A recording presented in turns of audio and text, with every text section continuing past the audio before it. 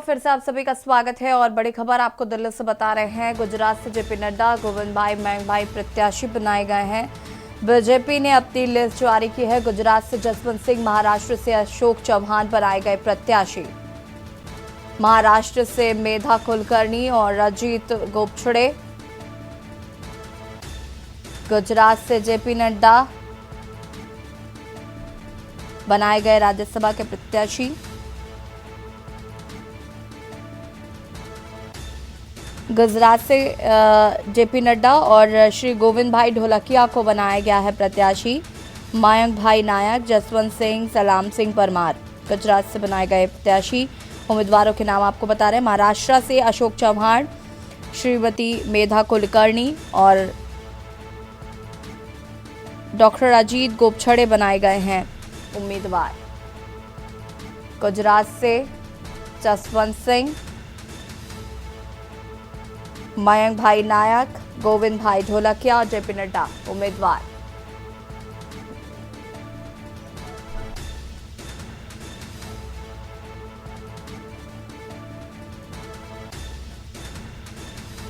गुजरात से जसवंत सिंह,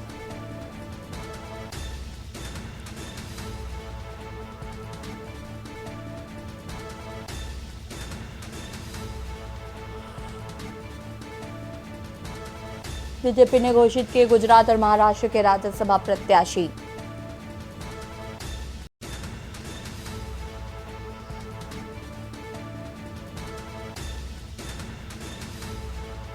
और हमारे साथ इसी खबर पर प्रधान संपादक दुर्गेन चौहान जी जुड़ चुके हैं। दुर्गेन जी, बड़ी बात है कि जेपी नड्डा को उम्मीदवार घोषित किया गया है। आज जो बीजेपी ने अपनी लिस्ट जारी की जिसमें 7 राज्यसभा उम्मीदवारों के नाम है और उसमें जेपी नड्डा का भी नाम है, कैसे देखते हैं?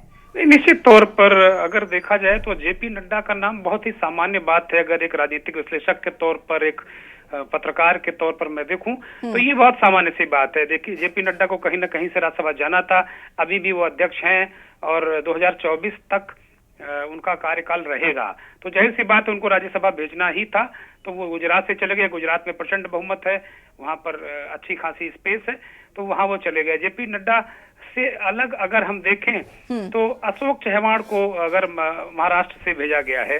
अशोक चौहान उस इलाके से आते हैं, विदर्भ इलाके से, जहां किसान आत्महत्या कर रहे हैं बड़े दिनों से लगातार। वो चाहे यूपीए की सरकार रही हो, चाहे एनडीए की सरकार रही हो, बड़ी तादाद में कर्ज में डूबे किसान विदर्भ इलाके में आत्महत्या करते हैं महाराष्ट्र में। और वो उस इलाके में बीजेपी हमेशा कमजोर रही, कांग्रेस का वो स्ट्रांग होल्ड रहा है हमेशा से। वो अशोक चौहान, उनके पिता शंकर राव चौहान जो भारत के गृह मंत्री भी रहे हैं, तमाम मुख्यमंत्री भी रहे महाराष्ट्र के, तो और अशोक चौहान भी महाराष्ट्र के मुख्यमंत्री रहे कांग्रेस की रिजीम में। तो कुल मिलाकर अगर देखा जाए तो ताबड़तोड़ तरीके से बीजेपी जो नरेंद्र मोदी ने 370 पार और जो बीजेपी के लिए लक्ष्य रखा है, 400 पार एनडीए के लिए लक्ष्य रखा है। तो जाहिर सी बात है जब 2019 के इलेक्शन को आप देखें ऐसी, तो सर्वाधिक बेहतरीन प्रदर्शन चाहे महाराष्ट्र हो, गुजरात हो, यूपी, उत्तराखंड, मध्य प्रदेश, छत्तीसगढ़, हिमाचल, दिल्ली, हर जगह बीजेपी ने अपना सर्वश्रेष्ठ प्रदर्शन किया था। उसके बाद भी 303 सीटें बीजेपी लेकर आई थी। तो अब ये 370 कहां से हो जाएंगी? 67 सीटें उसको और चाहिए होंगी। तो अब बीजेपी के पास क्लीन स्वीप, जो जहां 1, 2, 4 सीटें बची वो, और प्लस दक्षिण। तो इसमें इस तरीके से जो कांग्रेस के जो बड़े मजबूत नेता हैं उनको तोड़ने की कोशिश करके उनको राज्यसभा या अन्य तरीके से लेकर वो आ रहे हैं। और सबसे महत्वपूर्ण बात है, जहां एक और आप देखिए जो पूरे देश में रिक्त हुई जो सीटें हैं राज्यसभा की, उसमें अगर अलग अलग दलों का अगर जो उम्मीदवारों का नाम देखें तो बीजेपी रणनीतिक तौर पर एक विनिंग जो लोकसभा का जो आने वाला इलेक्शन है 1 महीने के अंदर जो घोषित हो जाएगा ऐसा लगता है, तो उसको लेकर वो उसकी तैयारी दिख रही है राज्यसभा उम्मीदवारों में। जाति संतुलन दिख रहा है। गुजरात में आप देख लीजिए, जेपी नड्डा को अब अलहदा कर दीजिए, गोविंद भाई ढोलकिया मजबूत व्यक्ति, मयंक भाई नायक, डॉक्टर जसवंत सिंह, इस तरह के जो नाम है गुजरात में जिनको मैं जान रहा हूँ, वो एक क्षेत्रीय और जाति संतुलन बेहतरीन तरीके से बीजेपी ने साधा है। और महाराष्ट्र की आप देखें मेधा कुलकर्णी और अजीत घोरपड़े, ये नाम है अशोक चव्हाण के बाद। तो यहाँ भी क्षेत्रीय जाति संतुलन जबरदस्त तरीके से साधा गया। यूं कहें कि एक बेहतरीन स्ट्रैटेजी आप देखें, पिछले 6-7 महीने पहले जब ये इंडिया वाला गठबंधन बना तो ऐसा लग रहा था कि बीजेपी मुश्किल में आएंगी, पेशानी पर पसीने नजर आ रहे थे बीजेपी नेताओं के। लेकिन 7 महीने में ऐसी जो एनडीए के तमाम पुराने साथी थे उनको वापस लेकर वो आए, और इस तरीके से जो तोड़फोड़ बीजेपी ने की, जो स्ट्रांग मजबूत नेता है। और सबसे बड़ी बात है कि बीजेपी पर लोग ट्रस्ट कर रहे हैं। जो विपक्ष के नेता बीजेपी में आते हैं तो उनके साथ कोई डॉज नहीं हो रहा, उनके साथ कोई धोखा नहीं हो रहा। आरपीएन सिंह उत्तर प्रदेश के कुशीनगर से आते हैं, कांग्रेस के पुराने नेता हैं, मिनिस्टर रहे हैं यूपी 1 यूपी 2 में, और उनके पिताजी सीपीएन सिंह बड़े नेता रहे हैं कांग्रेस के, चंदेश्वर प्रसाद नारायण सिंह।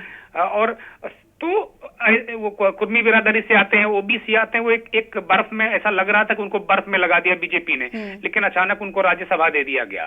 तो इस तरीके से एक स्ट्रैटेजिक रणनीतिक तौर पर बीजेपी जातीय क्षेत्रीय संतुलन साध कर एक विनिंग 2024 के लिए एक विनिंग स्टेज तैयार कर रही है।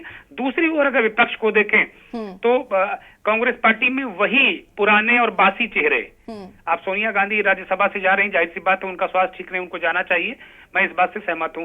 लेकिन अजय माकन, तमाम ऐसे नाम अगर कांग्रेस की लिस्ट में आप देखेंगे तो वही बासी चेहरे, वही यूं कहें कि पुराने लोग। कोई इनोवेशन, कोई संतुलन, कोई जाति संतुलन, कोई क्षेत्रीय संतुलन, कोई नए चेहरे, या वो चेहरे जिनका कोई जनाधार है वो राज्यसभा की उम्मीदवारी लिस्ट में नहीं दिख रहे हैं। कमोबेश उत्तर प्रदेश की बात देखें तो समाजवादी पार्टी की अगर लिस्ट देखें, जया बच्चन 5वीं बार जा रही हैं। अब जया बच्चन से कौन सा क्षेत्रीय संतुलन सद रहा है, कौन सा जाति संतुलन सद रहा है? अखिलेश यादव का कौन सा पीडीए जया बच्चन साध रही हैं? अखिलेश यादव खुद ही इस अबूझ पहलू को जानते होंगे, या कोई फिर उनका कमिटमेंट है बच्चन फैमिली से, वो एक अलग बात है। लेकिन दूसरा, अगर रामजी लाल सुमन को देखें तो वो दलितों के नेता हैं, और निश्चित तौर पर एकमात्र अगर जो उनका टिकट है समाजवादी पार्टी का 3 में, तो रामजी लाल सुमन एक मजबूत नेता हैं, दलितों के चेहरे हैं, उनको राज्यसभा भेजा जाना समझ में आता है। लेकिन आलोक रंजन उत्तर प्रदेश के पूर्व ब्यूरोक्रेट चीफ सेक्रेटरी रहे हैं, उनके नाम पर सवाल उठा रहे हैं कि जो 3 में 2 हैं वो अगड़े बिरादरी के लोग हैं, और जो उनके सहयोगी दल जो हैं अखिलेश यादव के, वो सवाल उठा रहे हैं कि कहाँ गया आपका अखिलेश जी पीडीए। अभी पल्लवी पटेल जो उनकी सहयोगी हैं, वो अपनी मां कृष्णा पटेल के लिए राज्यसभा मांग रही थी, उनको निराश किया, वो कह रही है अब मैं उम्मीदवार को वोट नहीं दूंगी।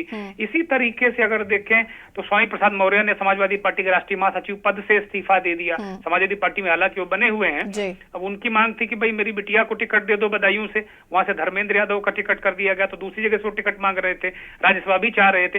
तो इस तरीके की चीजें, जहां बीजेपी अपनी तैयारियों में, अपने संतुलन में बहुत आगे नजर आती है, और विपक्षी नेताओं को तोड़ फोड़ करके भी उसके पास चूंकि देने के लिए बहुत बड़ा खजाना है बीजेपी के पास, सत्ता में है वो, उसके पास हर राज्य में मजबूत सीटें हैं, विधानसभा की और राज्यसभा भी सकती है। तो कुल मिलाकर इसको इस तरीके से अगर देखा जाए, जैसे मैंने अपने दर्शकों को समझाया, तो मुझे लगता बेहतर होगा। बिल्कुल दुर्गेन से बहुत शुक्रिया आपका।